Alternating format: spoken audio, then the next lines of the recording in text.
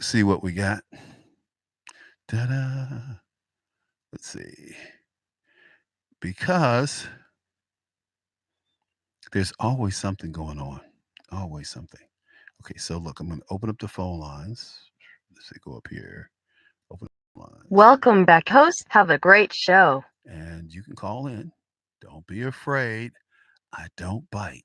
Just call in and express your opinion.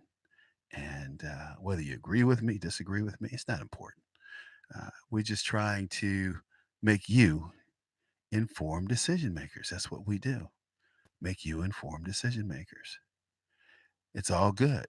I often people tease me all the time because I enjoy talking to people. I really do. Even though I was taught by Mark Masters that you really don't want people calling in. You really don't. You really want to do all the talking. You want to control your show. And that's all well and good. I get that. But I like people calling in. I really do. I like them calling in because I like to hear what people have to say, right, wrong, or indifferent. Alexa, stop. It's my Alexa going off over there. She'll get it. Oh, so but we'll have Alexa, stop. Man, I tell you, if it ain't one thing, it's another. That's what these apps do. I'll have to go over there and unplug it, because they're listening. They're listening closely to what we're saying. Now, I had recorded President Trump at the UN today, and I think he did a great job. I think this is probably one of the best speeches that I've heard the president give since he's been in office. And he's getting better and better at this. He's getting more presidential, so to speak. I think he's getting better at his job. He's getting better at doing what we want him to do and what we think he needs to do. I really think that's the case. So, what I'm going to do is to segue over to where that clip is, and I'm going to play a little bit of it for you because I think it's important that you hear what your president had to say at the UN today because it was very profound. And like I said, I think it was one of his better speeches, if not his best speech, about nationalism, and not only nationalism for America, but nationalism for other countries. He's talking about a country's responsibility. It's to its citizens, not to a global corporate, decisions. It's about what the people want. And I think that Trump really drove that home in this speech. And I'd like to get your feedback. So we're going to play it here in a sec. And I can tell you that it's made me proud, made me very proud to hear the president talk about nationalism and talk about putting America first, because that's what we should do. We need to do that because that's what's important. What the people think, what the people want. Secretary General, distinguished delegates, ambassadors, and world leaders, 7 decades of history have passed through this hall in all of their richness and drama. Where I stand, the world has heard from presidents and premiers at the height of the Cold War. We have seen the foundation of nations. We have seen the ringleaders of revolution. We have beheld states, great contests, high stakes, and clear choices. The essential divide that runs all around the world and throughout history is once again thrown into stark relief. It is the divide between those whose thirst for control deludes them into thinking they are destined to rule over others, and those people and nations who want only to rule themselves. I have the immense privilege of addressing you today as the elected leader of a nation that prizes liberty, independence, and self-government above all. The United States, after having spent over $2.5 trillion since my election to completely rebuild our great military, is also by far the world's most powerful nation. Hopefully, it will never have to use this power. Americans know that in a world where others seek conquest and domination, our nation must be strong in wealth, in might, and in spirit. That is why the United States vigorously defends the traditions and customs that have made us who we are.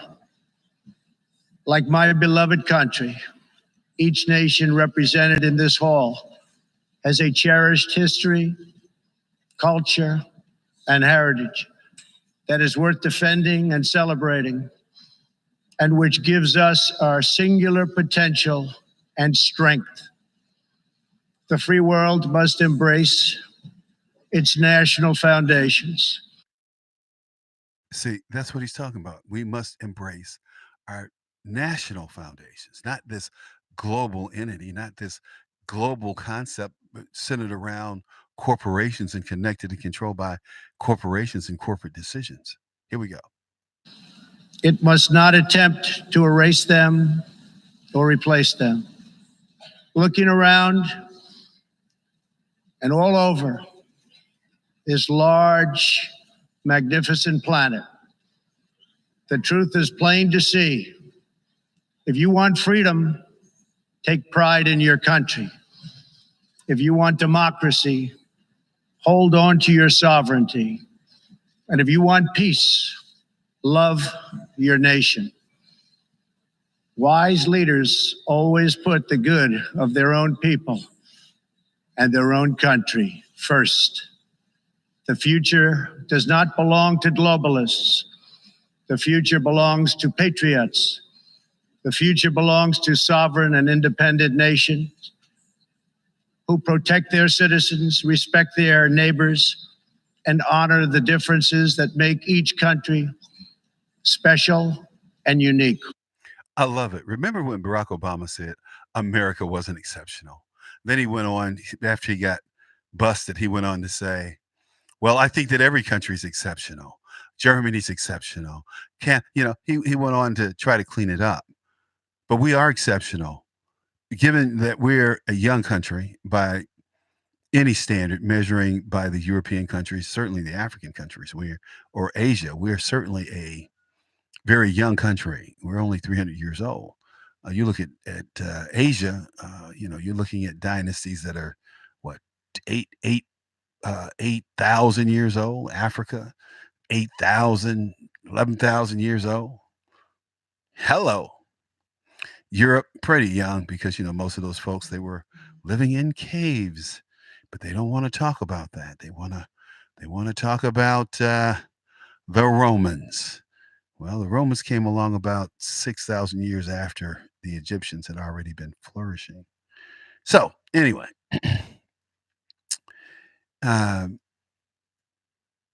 President Trump is talking about what's important to all of us, putting our country first, putting Americans first.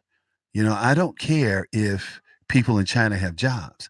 I'm more concerned that people in California don't have jobs, that you have 1,200 people waiting on shelters, spaces in shelters. This is Bill Clinton's doing. This is Bill Clinton's economy, the service economy. Man, and the thing is that people are so dumb, they don't even get it. They can't even get close to it. They're so dumb. So the president did one yeoman's job, I think, of talking about nationalism instead of globalism, putting your country first, putting your needs first, putting democracy over socialism. And he talks about that in this particular segment. Let's play a little bit more. It is why we in the United States have embarked on an exciting program of national renewal. In everything we do, We are focused on empowering the dreams and aspirations of our citizens. Thanks to our pro growth economic policies, our domestic unemployment rate reached its lowest level in over half a century. Fueled by massive tax cuts and regulations cuts, jobs are being produced at a historic rate. 6 million Americans have been added to the employment rolls in under 3 years. Last month, African American, Hispanic American, and Asian American unemployment reached their lowest rates ever recorded. We are marshaling our nation's vast energy abundance, and the United States is now the #1 producer of oil and natural gas anywhere in the world.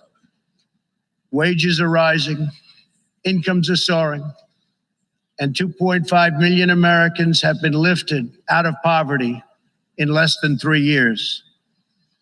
As we rebuild the unrivaled might of the American military, we are also revitalizing our alliances by making it very clear that all of our partners are expected to pay their fair share of the tremendous defense burden which the United States has borne in the past. At the center of our vision for national renewal is an ambitious campaign to reform international trade. For decades, the international trading system has been easily exploited by nations acting in very bad faith. As jobs were outsourced, a small handful grew wealthy at the expense of the middle class. In America, the result was 4.2 million lost manufacturing jobs and $15 trillion in trade deficits. Wow. Now, when I said that to a guy at Cato Institute. And I mean, we went at it. And also I talked to people and debated people at Competitive Enterprise Institute. And these people would tell me, they would say things like this. See, they all had their talking points. For every one manufacturing job we lose, we gain 7 well-paying service jobs. I said, well, it takes 7 well-paying service jobs to make what one person was making in a manufacturing job with take-home pay, benefits, leisure life. You know, this is the thing that pisses me off. When they really talk about how hard foreigners work, you know, it kind of reminds me of something Ronald Reagan said. Ronald Reagan said, hard work never killed anyone, but I don't want to find out. That's, that's what the Gipper said. I mean, he was an easy dude. Let's be clear. Willie Brown used to say, well, we would wait until Ronald Reagan would go take his nap, and then we'd go into session and we'd pass the laws we wanted to pass. That's what Willie would say. We would pass laws that were veto proof.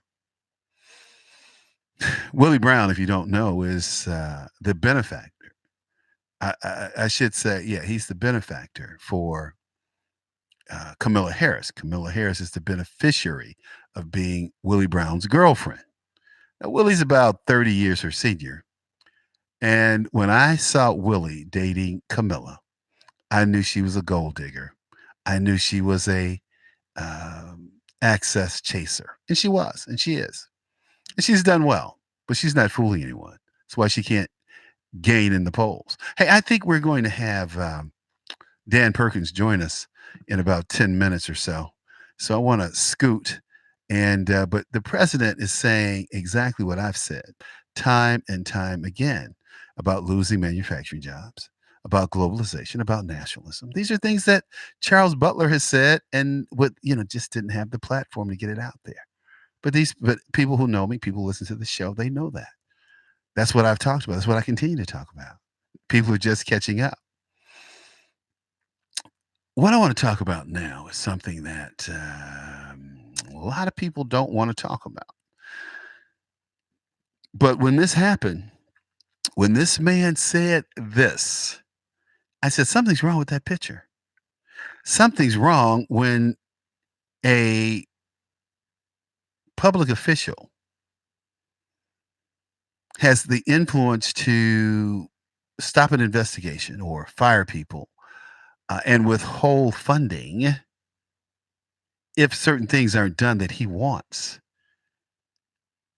That sounds a lot like uh, intimidation, bribery, collusion. And we're not talking about Donald Trump. I'm going to play this I clip. remember going over convincing our team, or others, to convincing us that we should be providing for loan guarantees. And I went over, I guess, the 12th, 13th time to Kyiv, and I was supposed to announce that there was another $1 billion loan guarantee. And I had gotten a commitment from Poroshenko and from Yatsenyuk that they would take action against the state prosecutor, and they didn't. So they said they were walking out to press conference. I said, no, I'm not going to, or we're not going to give you the $1 billion. They said, you have no authority. You're not the president. The president said. I said, call him. I said, I'm telling you, you're not getting the $1 billion. I said, you're not getting the $1 billion. I'm going to be leaving here. And I think it was 6 hours. I said, I'm leaving in 6 hours. If the prosecutor's not fired, you're not getting the money. Oh, son of a bitch. Got fired. And they put in place someone who was solid. Solid by whose definition of being solid? So, see, this was a prosecutor who was investigating Biden's son's dealings. Okay. Joe Biden says, you know what? This guy has to go. He could send Hunter to jail. So why does the media have a double standard when it comes to Obama and Biden? Why is it because they have B's in their name? Well, I would certainly expect a break, given that, I'm Butler. So Biden, Butler, Obama. I'm sorry, Biden, Butler, Barack.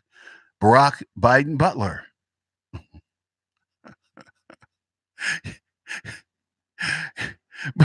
But this guy actually brags. You have to listen to it. I'm going to let you listen to this one more time in case you didn't catch it this particular time. You got to listen to this because it's just unbelievable. Listen. I remember going over convincing our team, or others, to convincing us that we should be providing for loan guarantees. And I went over, I guess, the 12th, 13th time to Kyiv, and I was supposed to announce that there was another $1 billion loan guarantee. And I had gotten a commitment from Poroshenko and from Yatsenyuk that they would take action against the state prosecutor, and they didn't. So they said they were walking out to press conference. I said, I'm not going to, or we're not going to give you the $1 billion. They said, you have no authority. You're not the president. The president said. I said, call him. I said, I'm telling you, you're not getting the $1 billion. I said, you're not getting the $1 billion. I'm going to be leaving here. And I think it was 6 hours. I said, I'm leaving in 6 hours. If the prosecutor's not fired, you're not getting the money. Oh, son of a bitch. Got fired. And they put in place someone who was solid. What? Someone who was solid? Solid by whose standards? Solid enough to turn the emphasis away from Hunter Biden. Now, Hunter Biden said that his dad knew about his dealings. He talked to his dad about his international dealings. Joe Biden said he doesn't remember. We're going to blame it on Joe's age? Probably. We'll blame it on his age. But, the reality is the guy's a crook. He's been doing this all along, like the Kennedys, like LBJ, and like other congressmen and women. See, they passed a bill very publicly because they got busted. Well, congressmen are trading on information that they get in these meetings. That's how they get rich. So they passed a bill saying, oh, you can't trade on the information that you get in these meetings. And they very quietly ended that law. Look it up. Don't take my word for it. Look it up. See, I don't want you or anyone else to get in the habit of going, well, Charles said it, so it's true. No, look it up. And then we'll talk about it. And I'll give you the sources to go to if you can't find it. You can always call us at 215-867-8255. 215-867-8255. And by the way, it's like I told you, I'm going to start taking callers I'm going to increase the time of the show. And by doing that, I can really take callers and look forward to taking callers. Uh, Now, this Hunter Biden deal was was sought after, and the ABC reporters tried to nail down Joe Biden and Hunter Biden. This is kind of what happened. Listen. ABC News investigation this morning into Joe Biden's son Hunter and questions about money he made from foreign business dealings while his father was vice president.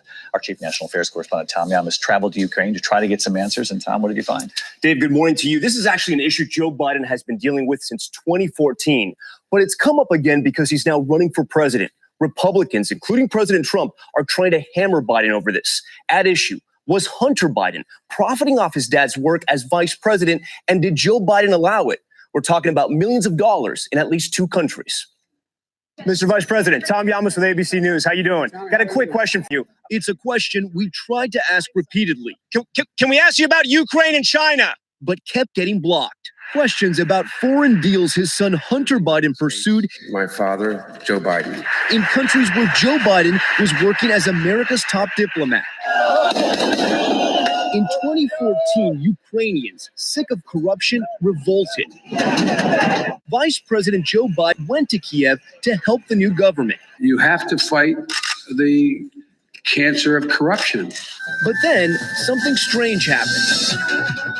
Just 3 weeks later, a Ukrainian natural gas company, Burisma, accused of corruption, appoints Hunter Biden, seen here in their promotional videos, to their board of directors, paying his firm more than $1 million a year.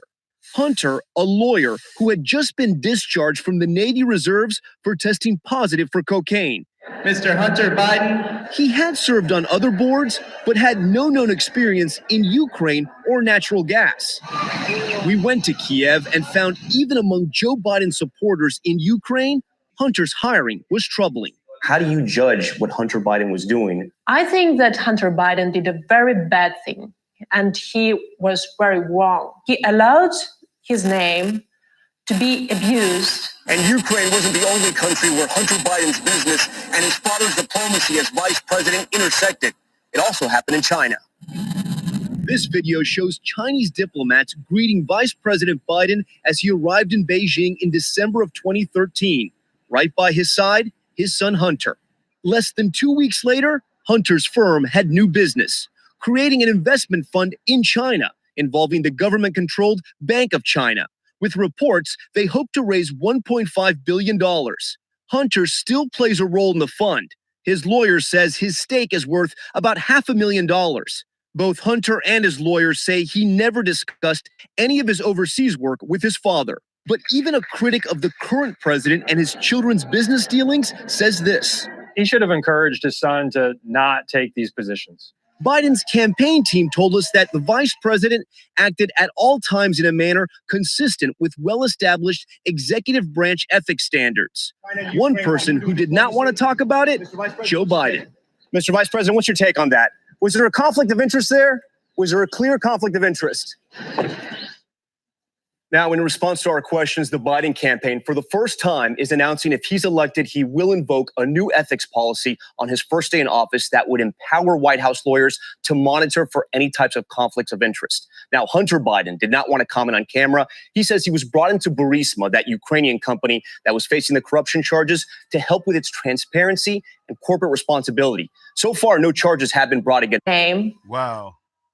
Can you believe that? If you believe that Hunter Biden was brought in for transparency, I have a bridge to sell you that goes from Chicago to Detroit.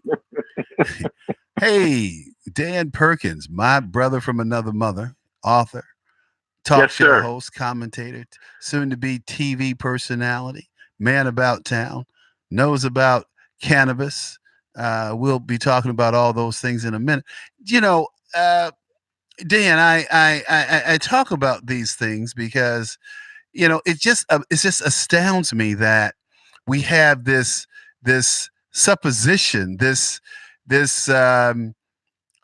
people are guessing and alleging that President Trump did something illegal in withholding military aid from the Ukraine when Joe Biden is on tape bragging about the fact that he had a prosecutor fired and threatened to hold funds from the Ukraine if they didn't fire this prosecutor. And he says, well, and guess what?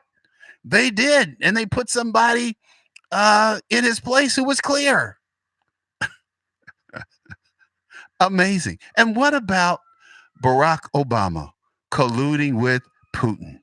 Barack Obama, the one who told the sitting Russian president Medvedev, please tell Vlad that this is my last election. And after the election, I will be more flexible. Flexible to deal on what? Trade, arms, what? We all know what the deal was. We were negotiating with the Russians over the missiles and trade and a whole bunch of other things. But that's what he said. It's not guessed. It's not a whistleblower. It's on tape. It was a hot mic moment.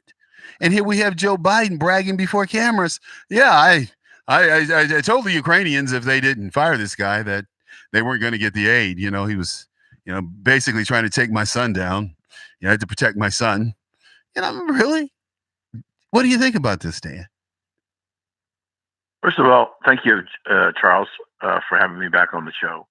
My brother, as you said, from another mother. My first reaction is that Joe Biden admitted on tape that he, as the representative of Barack Obama, the president of the United States, blackmailed a foreign country to fire somebody who was looking into whether or not there was corruption on the part of another Democrat running for president. So clearly blackmail, and proud of it being blackmail. Number two, most people are not talking about what the real issue is. The real issue here, actually there's two fundamental real issues. Information, transcripts or recordings of presidential conversations with other government leaders around the world. No, they don't have that right. And it would put the president, whether he's Democrat or Republican, in a very difficult position, because who would trust him, no matter whether they trusted him or not, who would trust having a candid conversation with the then sitting president of the United States if the Congress could have copies of all of the correspondence? Number two, the real issue here is that the person who is making the accusations, we now find out, never heard the conversation. It is secondhand. But what's important to me is that the deep state is admitting that they're spying on the president of the United States without his knowledge or consent.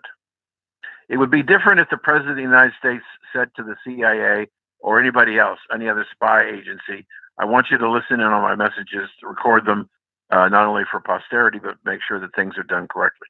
He didn't. They took it upon themselves to decide that they were going to spy on the president of the United States. That, to me, is more dangerous than anything else. And I think the American people will understand that. What the Democrats are trying to push a string uphill, and it never works. The string collapses. The problem is that they're not willing to admit that through all this turmoil and through all these accusations and all the stuff that the Democrats are doing, President Trump's approval rating now stands at 52%. The American electorate is not buying the crap from the Democrats or from the news media, and it's only hurting the Democrats. And we have a meeting at 4:00 this afternoon with Nancy Pelosi and the Democrats in the House. Quote, more and more Democrats are warming to the idea of impeachment.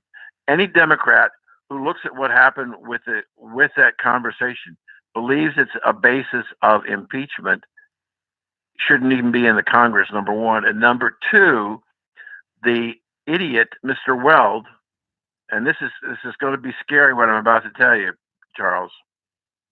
Weld has given, even though he's a radical Republican, in his comment that the president was complicit in treason, and under the law, treason is punished by execution.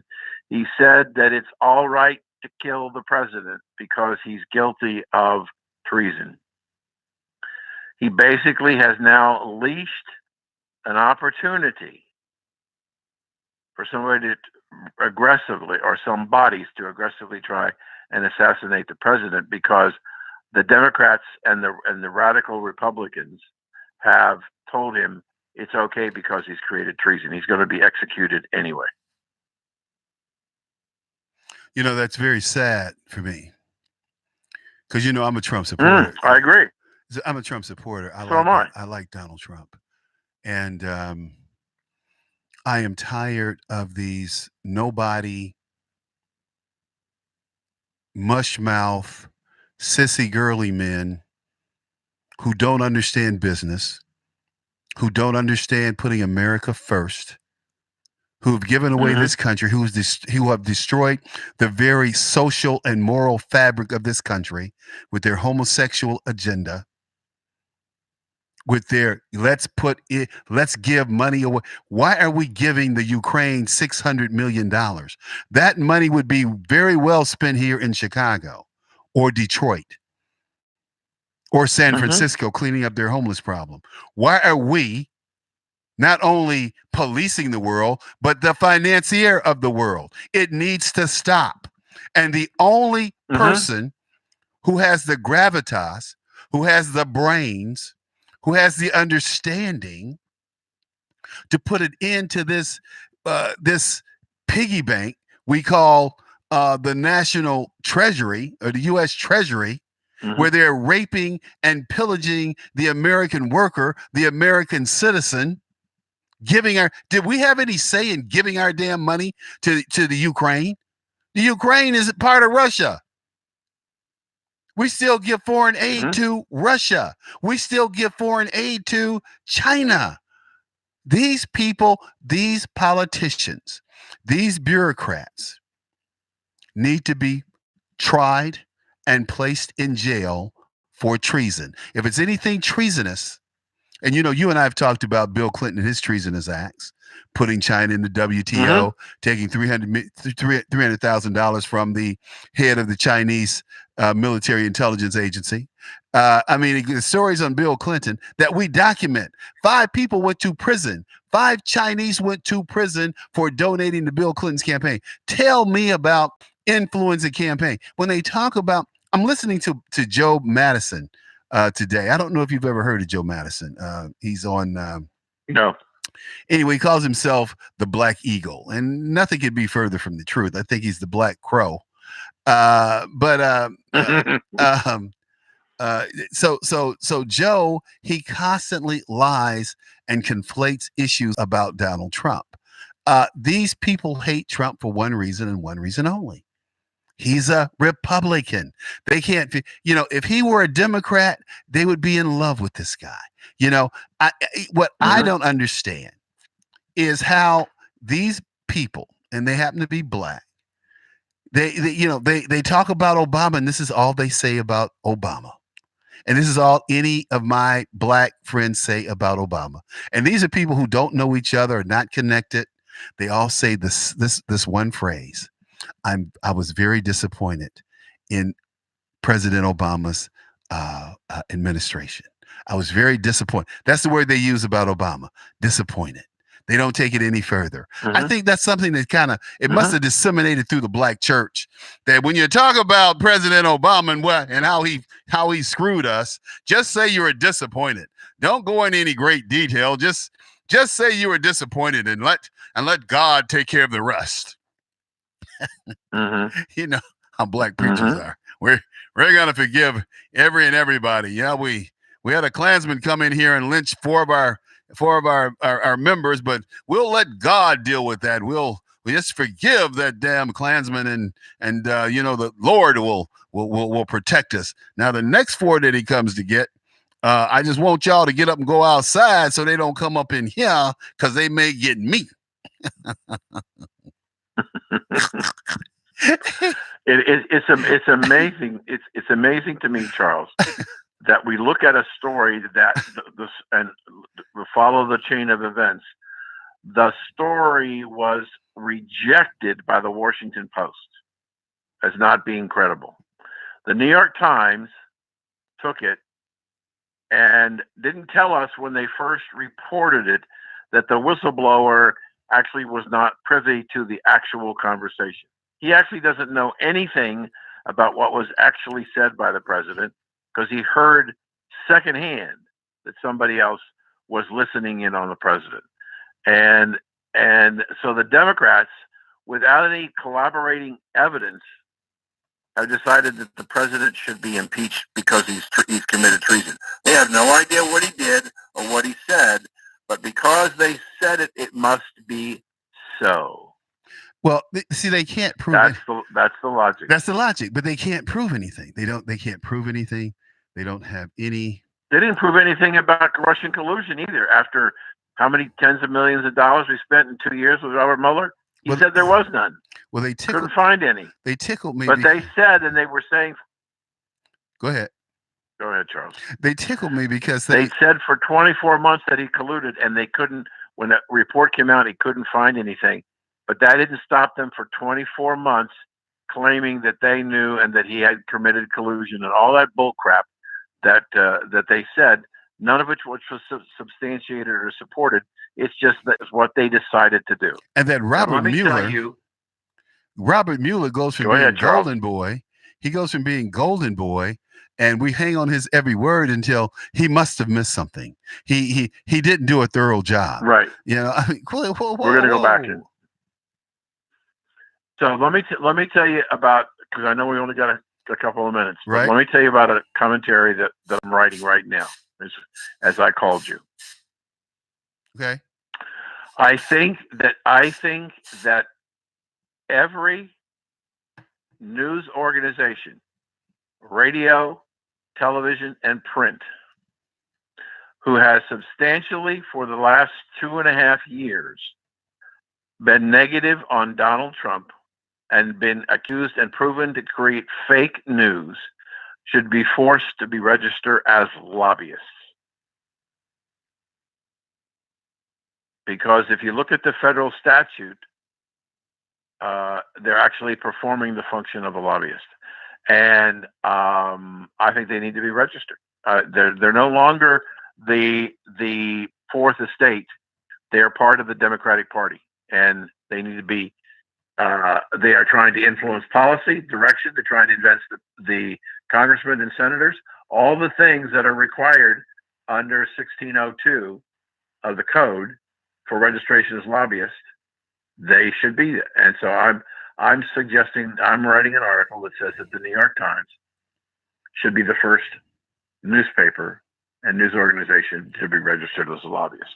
When you have Harvard doing a study that says, like this is 2 weeks ago, they did another further study that the National Broadcasting Company, NBC, and the New York Times had 93% of all the articles published about Mr. Trump for the entire time he's been president were negative. That's not objective reporting. That's lobbying. And it's lobbying to try and convince the elected officials to take action to remove him from office. Yeah. And so they need to be registered as lobbyists. Yeah. Simple. But nothing simple. Mm-hmm. Nothing simple, Dan. Nothing simple in this life, unfortunately. But we are going to keep telling the truth. We're going to keep making people do their homework. We're going to keep making people go out and look for the truth. And that's the only way. That's the only way that we can keep our democracy. And before you leave, I think that the president did one hell of a job today at the UN. I think this was the best speech absolutely that he's given to date. He really is very clear to all the members of the UN. Look out for your countries first. Look out for your people first. Mm-hmm.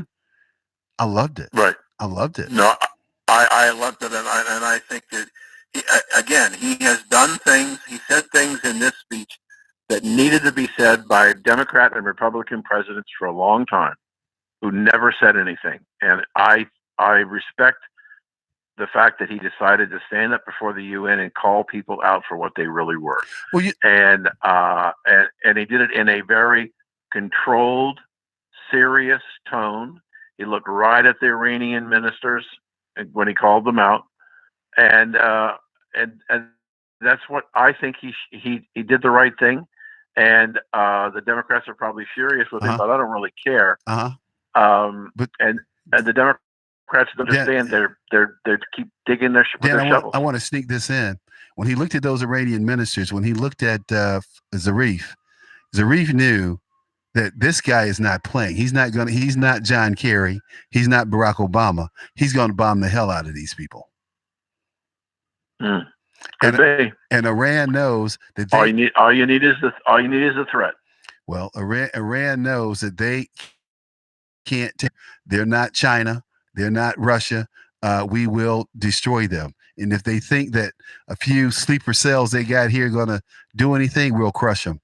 We will crush them. Hey, look, at 30 seconds. Thanks so much, Dan, for being with me, man. Appreciate it. Appreciate you coming on. I know you're busy. Anytime, sir. Look forward to it. Take care. You too. Hey, folks, well, we're going to wind up the show, and we'll be back next week or tomorrow. So stay tuned and talk to you then. Okay. Be good. Kim Moline, co-owner of the Wingstop restaurants in Lansing and South Holland. Hey, Tom, I've got to be honest. Although I was unhappy with our old payroll company, I was pretty apprehensive about transitioning into a new one. When it comes to payroll, delays and lost data are really unacceptable. But I'm happy to say your staff really made it easy for us, and the transition couldn't have been smooth. Okay, so look, we're still broadcasting out here on YouTube and Facebook. And thanks for sticking with me. Those of you who are out here, you should call in sometime, though. Call in at that number 215, what is it, 867-8255. We'll have a little fun. We'll kick it. Hey, so I'm going to sign off because it's the end of the show. And we'll be here tomorrow, same time, same place, doing what we do, bringing you information to make you an informed decision maker. Take care.